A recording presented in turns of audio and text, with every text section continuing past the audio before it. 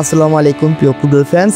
আজকে যারা রাতে জেগে এই ম্যাচটি উপভোগ করেছেন তারা নিঃসন্দেহে একটি সেরা ম্যাচ উপভোগ করেছেন, কেননা এই ম্যাচটা কোনো এক সাধারণ খেলা ছিল না, এটা ছিল এক ফুটবলীয় মহাযুদ্ধ।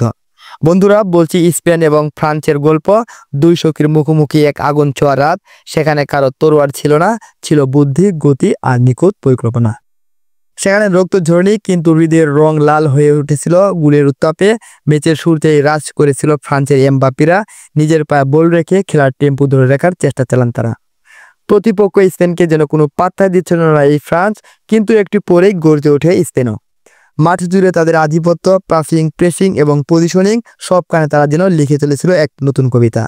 ম্যাচের 22তম মিনিটেই সেই কবিতার প্রথম লাইন লিখেন ওয়ারজাভাল। তার এক দুর্দান্ত পাস আছে নিকো উইলিয়ামের পায়ে, আর বাম পায়ের শট নিয়ে দলের প্রথম গোলটি এনে দেয় এই নিকো উইলিয়াম। ফ্রান্স তখন যেন একটু হুচট খাওয়া সৈনিক। গুছিয়ে উঠতে না উঠতে ম্যাচের 25তম মিনিটে আরেকটি ঝলক। আবারও সেই ওয়ারজাভাল, তার এক নিখুঁত অ্যাসিস্টে গোলের সুযোগ পায় মেরিনা গোলের সুযোগ পেয়ে গোল করেন এবং তার নিজের গোলের খাতায় আরেকটু গোল যোগ করেন। স্কোর লাইন তখন 2-0, আর স্পেন তখন আকাশ ছোঁয়া আত্মবিশ্বাসে ভাসছে। অন্যদিকে ফ্রান্সের ফুটবল প্রেমীরা চোখের জোরে হারিয়ে যান কালো মেঘের আড়ালে। তারপর একটু পরেই নতুন অধ্যায়ের সূচনা হয়। বেজে ওঠে ফাউলের বাঁশি, রেফারির হাতে উঠে যায় হলুদ কার্ড লামিনের দিকে। কিন্তু সামান্য এক হলুদ কার্ড থামাতে পারেনি সেই লামিনকে। ম্যাচের 54তম মিনিটে সেই ইয়ামাল আবারও নিজের জাদুকরি ড্রিবল আর লিকুইড শটে দলের হয়ে তৃতীয় গোল করেন। স্কোর লাইন তখন 3-0 গোলের ব্যবধানে। আর তার ঠিক 1 মিনিট পরেই পেদ্রি পেয়ে যান চতুর্থ গোলের সুযোগ। নিকো উইলিয়ামের পাস থেকে করেন দুর্দান্ত এক গোল। মাঠে তখন শোনা যাচ্ছিল স্পেনিক সমর্থকদের গর্জন।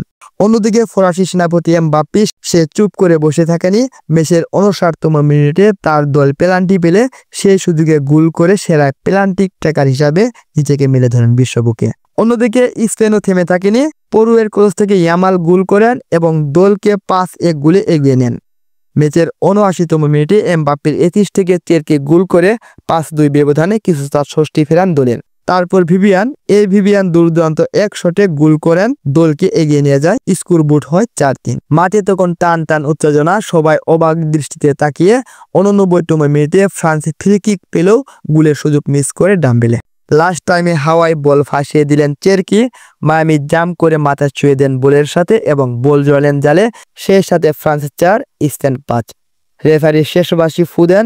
ফ্রান্স হেরে যায় মাত্র 1 গোলের ব্যবধানে, তবুও তারা জিতে নেয় কোটি ভক্তের হৃদয়। অন্যদিকে স্পেন, তারা দেখিয়ে দেয় ফুটবল শুধু গোলের খেলা নয়, এটা একটা শিল্প, এক অনুভব, যেখানে প্রতিটি পাস, প্রতিটি গোল, প্রতিটি মুহূর্ত হয়ে ওঠে ইতিহাস। প্রিয় ফুটবল ফ্যান্স, ফুটবলের এরকম নিত্য নতুন আপডেট পেতে অবশ্যই জিআর ফুটবল নিউজকে সাবস্ক্রাইব করুন। ভিডিওটি ভালো লাগলে লাইক, কমেন্ট, শেয়ার করুন। ধন্যবাদ সবাইকে। আসসালামু আলাইকুম।